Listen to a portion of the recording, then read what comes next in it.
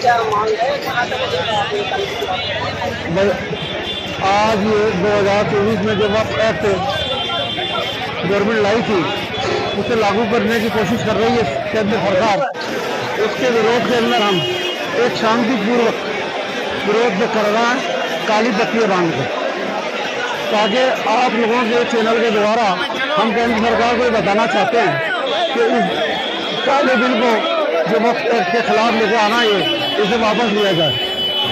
इससे हमारे लोगों के जो हमारे बुजुर्गों ने राय खुदा में जो जमीनें वक्त करी थी उसको सीधा उस जमीनों का सीधा फायदा भू माफियाओं को पहुंचेगा।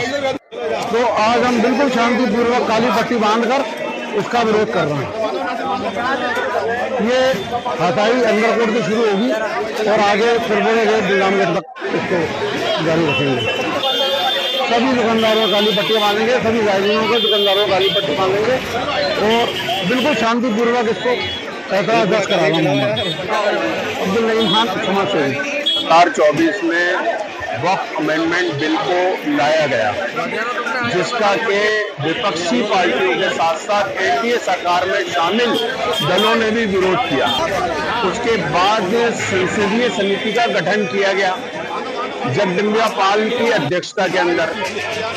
लगभग इसमें जहां तक मेरी जानकारी 40 से 42 लोगों को शामिल किया गया और जब लोगों ने अपनी राय उसमें दी तो सरकार ने विपक्षी लोगों की राय को दरकिनार करते हुए ये बिल को वापस जैसी स्थिति थी वैसी यथास्थिति कायम करते हुए वापस ले आई।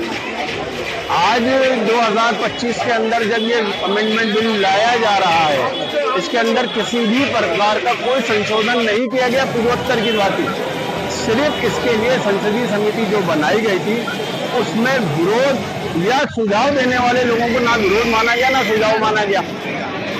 आज स्थिति ये है कि एनडीए के अंदर घटक दल जो शामिल है वो भी अघोषित तरीके से इस बिल का समर्थन कर रहे हैं, जबकि पूर्व में उन्होंने ही विरोध किया था संसद में और सुझाव ये दिया था कि संसदीय समिति को भेज दिया जाए। जब संसदीय समिति में भेजा गया, जो दूसरे निगर अपराधों ने इसमें जो विरोध किया तो उसको तो शामिल करना ही चाहिए था ना।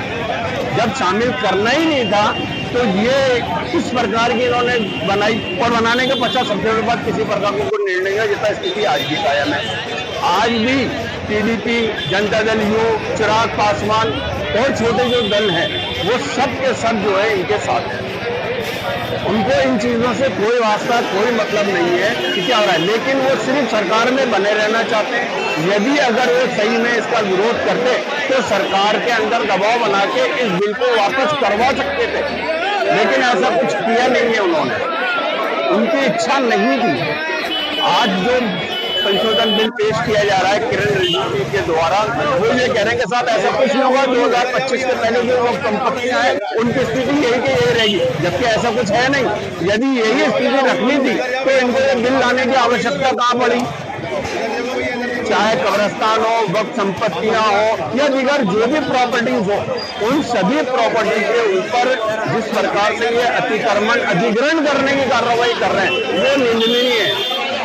अजमेर मुस्लिम समाज इस बात का विरोध प्रकट करता है कि इस बिल को यदि लाया गया तो ये सभी मुसलमानों के खिलाफ है।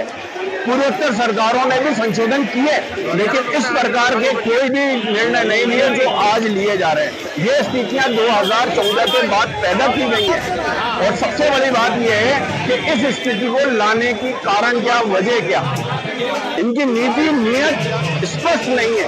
नीति और नियत तो 2014 से खराब हो गई है, लेकिन ये सोचने विचारनीय विषय है कि जिसके तुम मालिक ही नहीं हो उसके तुम मालिक बनने कैसे जा रहे हो। कानून के जरिए जो है ये इस तरीके का बिल लाके अधिग्रहण कर रहे हैं। तो केंद्र सरकार से तो सीधी मांग ये है ना कि इसको खारिज किया जाए ना। आवश्यकता कहाँ आ रही है इसको लाने की? व्यक्ति विशेष को खुश करने के लिए इस प्रकार के काम हो रहे हैं। व्यक्ति विशेष में आप समझ रहे हैं, सरकार जिन लोगों को अप्लाई आज तक करती आई है उन्हीं लोगों को कर रही है।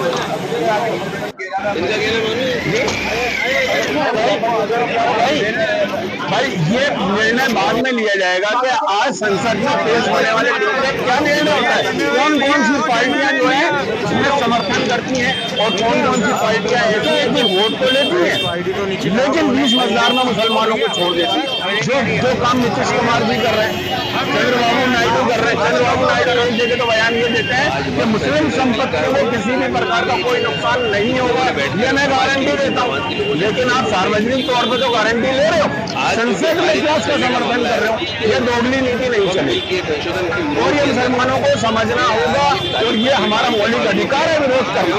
हम किसी के कहने सुनने पर नहीं, हमारा मौलिक अधिकार है विरोध करना और हम इसलिए इसका विरोध करें। हर जगह किसी का विरोध किया है, करेंगे, करते रहेंगे। इफ्तिखार हुसैन सिद्दीकी।